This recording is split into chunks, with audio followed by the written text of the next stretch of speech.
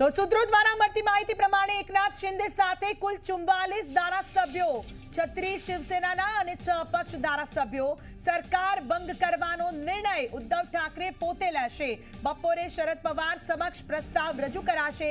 સાંજે 5 વાગે તમામ એમએલએ અને સાંસદોને જણાવવામાં આવશે। સીએમ ઉદ્ધવ ઠાકરે પોતે રાજીનામું આપી દેશે। આપને જણાવી દઈએ કે પોતે જ સરકાર પાડી દેશે। સાંજે 5 વાગે મળનારી આ બેઠક તે બેઠક પહેલા જ શરદ પવાર સાથે આ નિર્ણયને લઈને વાતચીત કરવામાં આવશે।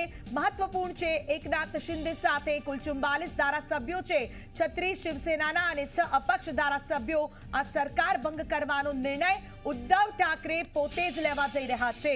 જી હા, સૂત્રો દ્વારા મળતી માહિતી પ્રમાણે હવે આ વાત પ્રબળ છે, શક્યતાઓ છે। ઝી 24 કલાક પર એક્સક્લુઝિવ આ ખબર છે, પોતે જ સરકાર પાડી દેશે। ઉદ્ધવ ઠાકરે આપી દેશે રાજીનામું। સરકાર ભંગ કરવાનો નિર્ણય ઉદ્ધવ ઠાકરે પોતે લઈ લેશે, કારણ કે અલ્પસંખ્યક છે અને અત્યારે જે રીતે જોવા જઈએ તો પોતાની ફજેતીથી બચવા માટે સરકાર આ પોતે નિર્ણય લેવા જઈ રહી છે તેવું સ્પષ્ટ છે। એક તરફ શિંદેના મનાવવાના તમામ પ્રયત્નો ચાલી રહ્યા છે, પરંતુ અત્યારે વાત કહી શકાય કે દાળ ગળશે નહીં તેવું સ્પષ્ટ લાગતા જ હવે પોતે જ સરકાર પાડી દેશે અને સીએમ ઉદ્ધવ ઠાકરે પોતે રાજીનામું આપશે। સરકાર પોતે જ પાડી દેશે। એમએલએ અને સાંસદોને પણ આ વાત જણાવવા માટે સાંજે 5 વાગે સીએમ હાઉસ ખાતે જ બેઠક મળવાની છે। આ બેઠકની અંદર સીએમ ઉદ્ધવ ઠાકરે પોતે જ રાજીનામું આપી દેશે। મહત્વપૂર્ણ બાબત એ છે કે એકનાથ શિંદે કોઈ પણ વાત માનવા તૈયાર નથી। બપોર દરમિયાન શરદ પવાર સમક્ષ પણ પ્રસ્તાવ રજૂ કરાશે।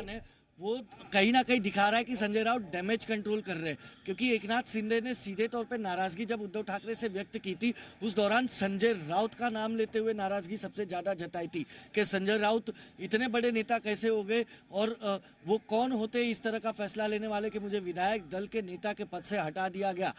यानी कि संजय राउत के ऊपर नाराजगी थी, उद्धव तक मैसेज पहुंचा दिया था। उद्धव ने भी कहीं ना कहीं संजय राउत को फटकार लगाई होगी, इसीलिए कहीं ना कहीं संजय राउत ने अब नरम तेवर अपनाते हुए कहा कि मैं खुद एकनाथ शिंदे के साथ टेलीफोनिक चर्चा में हूं। हालांकि वो सही में है या नहीं वो एकनाथ शिंदे ही खुद बता सकते कि क्या वो संजय राउत से वाकई में बातचीत कर रहे हैं या नहीं कर रहे।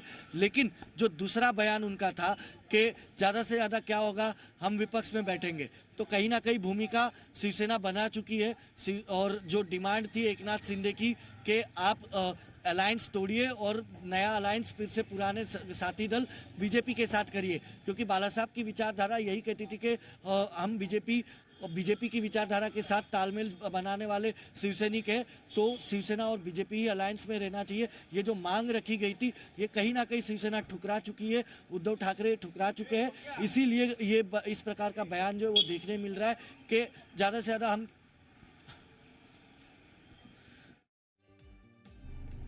तो हालમાં સંજય રાઉતને લઈને જે નિશાન સાધવામાં આવ્યું હતું ત્યારબાદ આપણે જણાવી દઈએ કે જે નારાજગી બાદ સુરતથી સીધા ગુવાહાટી પહોંચી ગયા છે ધારાસભ્યો અને હવે એક તરફ ભલે સંજય રાઉત કહી રહ્યા હોય કે તમામ ધારાસભ્યો તેમની સાથે વાતચીતમાં છે, તેમનો સાથ આપી રહ્યા છે, પરંતુ એક તરફ એકનાથ શિંદે જે છે પોતાની વાત પર અડગ છે અને મન બનાવીને ત્યાંથી નીકળી ચૂક્યા છે તમામ દાબાગી ધારાસભ્યો કે હવે તેઓ પોતાની સમર્થન જે છે એકનાથ શિંદેને આપશે।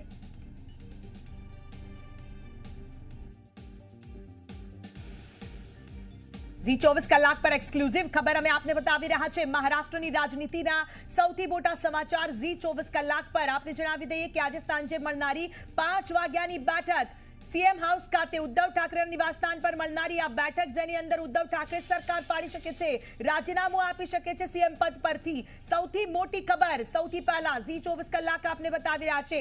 બાગી વર્સિસ ખેલાડીઓ જે અત્યારે જોવા મળી રહ્યા છે, અહીંયા સ્પષ્ટ રીતે વાત એ છે કે ઝી 24 કલાક પર આ ખબર સૌથી પહેલા અમે આપને બતાવી છે। એકનાથ શિંદે સાથે કુલ 44 ધારાસભ્યો છે। સૂત્રો દ્વારા મળતી માહિતી પ્રમાણે એકનાથ શિંદે હવે ગુવાહાટીમાં છે અને કોઈ પણ વાતે માનવા તૈયાર નથી। તેઓએ મન બનાવી લીધું છે, તેઓ અડગ છે પોતાની વાત ઉપર।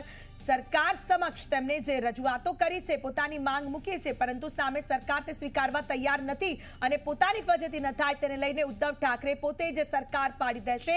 કારણ કે જો અહીં સ્પષ્ટ વાત એ થાય છે કે ઉદ્ધવ ઠાકરે પાસે પૂરતી સંખ્યાબળ ન હોવાના કારણે આમ પણ સરકાર જશે તો સરકાર સામેથી જ ઉદ્ધવ ઠાકરે પહેલેથી જ રાજીનામું આપી શકે છે। 5 વાગે આ મળનારી બેઠક અને તે પૂર્વે બપોરે તેઓ એનસીપી પ્રમુખ શરદ પવાર સાથે પણ વાતચીત કરશે, તેમને પણ મળવાના છે તેવી પણ સૂત્રો દ્વારા માહિતી મળી છે.